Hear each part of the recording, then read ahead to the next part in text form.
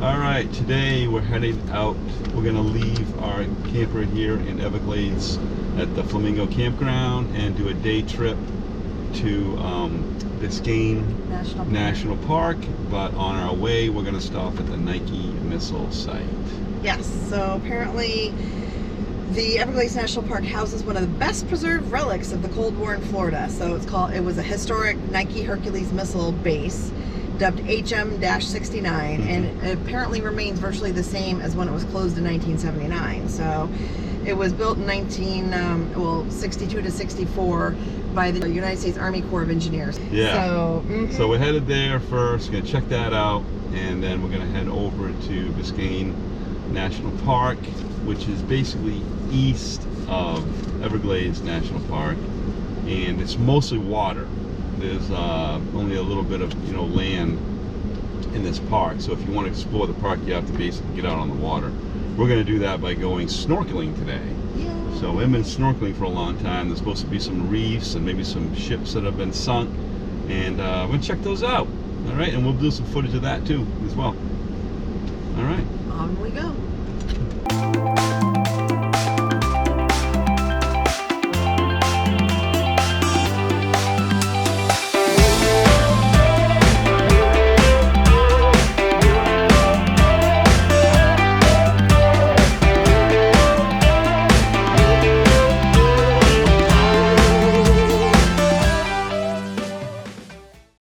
there's some sort of another man-made berm. We don't know what they are. There's a bunch of them around, but never know. Government sites. Wow, they're egrets. Those are great white egrets and a bunch no of babies kidding. that look like. Huh. Haven't gotten to the missile site yet. We're still traveling out there. Working on it. Well, this must be the Daniel Beard Center up here on the left, the pink place. Oh yeah. That's the Daniel Beard. That's the Daniel Beard Center. Yeah. So they do guided tours of the Nike Missile Base at 2 p.m. every day, but we aren't going to be around at 2 p.m. So we are doing a self-tour. Self-guided tour. Looks like some more man-made berms up here. So we will be turning left, maybe right here. Maybe. Yep. Turn Yes, left. turning left. Oh my goodness. Well, I guess we had no choice. Used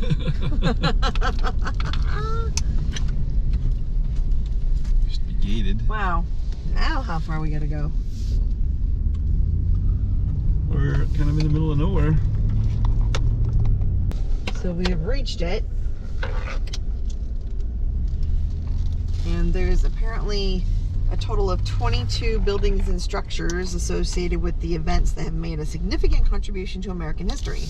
So some of the extant structures include 3 missile barns, a missile assembly building, a guard dog kennel, and barracks. In the distance, each housed at least 3 Nike Hercules missiles. So I only see 2 barns. Oh wait, one off to the left. Oh yeah, they're over there. One, Yeah. 2, 3. Yeah. It says the front gate was guarded by young men with fully automatic weapons along with military police and guard dogs. Soldiers working at the launcher area typically had no knowledge of the radar, and likewise radar operators had no knowledge of the launching sequence. Okay. Working here required a secret clearance and information was given on a need-to-know basis only. Missile assembly and warhead building on the left. The dog kennel is going to be on the right. And I'm assuming we might see some gates around the back that housed the kennels. Yep. This must be where your park can go in, I guess. Yeah. And federal buildings in the end. I noticed they have these berms everywhere. Was that to protect these buildings and stuff? It's just a safety thing. In case there's an accident at one barn, it only affects that barn, doesn't affect all of them. Oh, okay. That's why. This is awesome. The way they operated though, you had 3 of these barns. Yeah. They're identical. There was always one of them designated the hot barn. Oh, all right, that makes sense. Yeah. Yep. The hot barn had a missile on the launcher ready to be launched. Ah. Okay? Now, if there was an alert and they thought they're going to have to launch, they arm the missile and everybody goes around to the other side of that berm there. Yeah. There's a bunker underneath that berm. Ah. Okay, everybody goes into the bunker, you close it up, you stay in there until either the missile's launched or the alert's called off. Oh, wow. Because I was going to say, because that would make sense from what I read, where they didn't know about each, you know, like they didn't know the launch sequence, and that makes perfect sense what you just said. If there was an actual launch called, and by the way, they never launched a missile from this missile site. Right. The guys didn't mind going into that bunker and staying in there. That bunker's air conditioned. Oh, yeah, I bet. Yeah. Wow. So Cool. we concluded that the poor guys working in that barn in August and September Oh, yeah. Oh. pray for alerts so they could go into the bunker and enjoy the air conditioning. No kidding, huh? This is really cool. This launcher control indicator says each launcher had one LCI. This equipment was used to perform hydraulic and electrical tests, and the decision to fire was made by the battery commander inside the battery control trailer located at the integrated fire control area 1 mile away. So when they were given an alert, what the guys would do, they'd have this loaded and they'd go into there, which was a bunker over there, and they would just stay into the bunker until the alert went away. But they had no communication other than alert with the controller, and the battery commander had no communication with them, so they wouldn't interfere with each other. But we just learned that this missile missile, was right. restored by bakeraviation.edu, so by teenagers, which is awesome. Fantastic.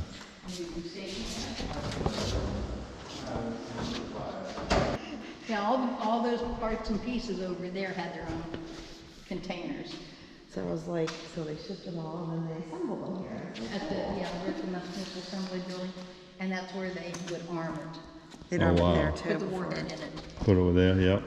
And the warhead goes from the end of the fins on the nose cone, Yeah. the little fins there, to just in front of the Y in Oh, Army. so it's pretty good. It could be a 40 kiloton nuclear warhead Wow. or a conventional warhead. Crazy. How did they get used? Nike? Yeah. Nike is the Greek goddess of victory. Oh, that's right. I always forget. My English teacher she'd smack my face. And then her family is the Ajax, the Hercules, and the Zeus. Hercules is, okay, yeah. Oh my I should God. have remembered that. I will never admit that to Faith. I won't tell anybody.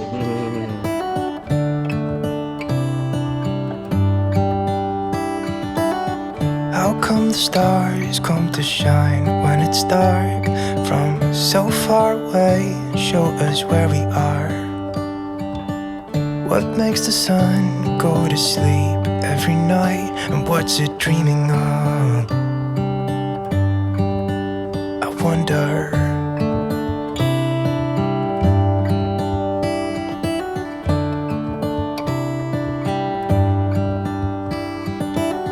How come the sky sometimes hides behind the clouds? Maybe it's just like me, a little bit scared of heights. Why does the rain always keep on pouring down when it's gray outside? It really makes me wonder. Yeah, it makes me wonder. It really makes me wonder. I wonder.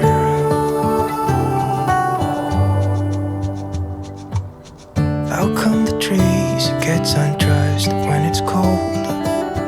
And don't they miss the leaves they left behind? Could it be to make the ground shine like gold until winter comes? Until winter. And we're headed towards the visitor center. There's plenty of nice parking here at the visitor center, Biscayne Park. there's a nice little sitting area outside the back of the visitor center here at Biscayne National Park. It's all shaded, and then you can go out there. There's picnic tables out there and benches overlooking the water. Really nice. I'll start with, there are a lot of national parks in the country. I'm sure a couple of you know that. Have any of you been to, say, Yellowstone? Nice. Yeah. Grand Canyon. Nice. Yosemite. No, Right. Glacier. Nice. So, yeah, there's a lot. Some of them look very different from each other. Let's go a little bit further. Some of these national parks are set aside for different reasons. My example, some places like Yellowstone, they're set aside for their resources, like Yellowstone's geysers and minerals. Yeah. Other national parks can be set aside for their beauty, like the Grand Canyon. Now the parks here in Florida, be it Everglades, Biscayne National Park, where we are, or Dry Tortugas. Dry Tortugas. Now, dry tortugas can get a little bit hard to get into, whether it be timing, weather, or other stuff. So if any of you have been there, good on you. But all of these national parks in Florida are set aside for something different. Biological diversity. Everglades National Park was the first national park in history to be set aside for that particular reason. Now, Florida, we are a tropical and subtropical climate. What that means is all year round, whether it's mammals, aquatic mammals, crustaceans, reptiles, birds or plants, even fish, you get all types throughout the park, throughout the state, all year round. Now, what makes our park, Biscayne National Park, so unique compared to the other two is you may have noticed there's a lot of water here. Most of this park is underwater, about 95% of it. Yeah. That's 173,000 acres. Wow. Now, with that in mind, we have a lot of tropical fish. We're not counting any other species of creature, mammal, crustacean, just fish that the park has cataloged so far. So over 609. Wow. So far, we've covered over 609 different species of fish in this park. Now, they need somewhere to start. They need somewhere to be born and grow, and somewhere to go when they're adults, somewhere to party. So, a lot of these fish, about 70% of these species are going to start either along the shoreline of Elliott Key or the shoreline of the mainland, like this. See, all along here are miles and miles of mangroves. Now, next to those mangroves in the water is seagrass. These two components, mangroves and seagrass, is an important habitat for a lot of these fish. So when they start out, their parents mate, they find some seagrass and lay their eggs there, or egg sacs. And it attaches to the seagrass after a time. Whether it's a herbivore, it eats plants, or carnivore, it eats other fish, they're going to start out in the seagrass. And they'll hatch, they'll grow, figure out their whole life, but they're not going to stop growing. And at some point, the seagrass will be too small for them. And that's when they move from the grass to the mangroves. So this is an important transition. Now these fish, they're teenagers, they're angsty, they're figuring out what their role in life is still. This gives them enough time to finally get into their shape, their colors, when they become adults. And they make this big trek from either Elliott or the mainland out to the reefs. This is where we see their fish in their full color. Nice. Now, I just want to make sure you guys know, wherever we go, it's going to be amazing. There are reasons why we would go to the reef. And I'm sure it's all obvious. But there are also reasons why we would go to Elliott Key and the shoreline. There are creatures in their juvenile states that we would never see out at the reef or at the ocean. It's too dangerous for them. So it is an untouched world in a sense. So yeah, this is gonna be fun. Awesome. We're on the way. We are going out snorkeling. We're going to go to the reef today because it's calming up. We are lucky it's the first day we're able to go out to the reef. So this is going to be special. We're doing the mangrove first, though. The inland mangroves first because it's high tide, and then we'll go out to the reef after. Right. Okay.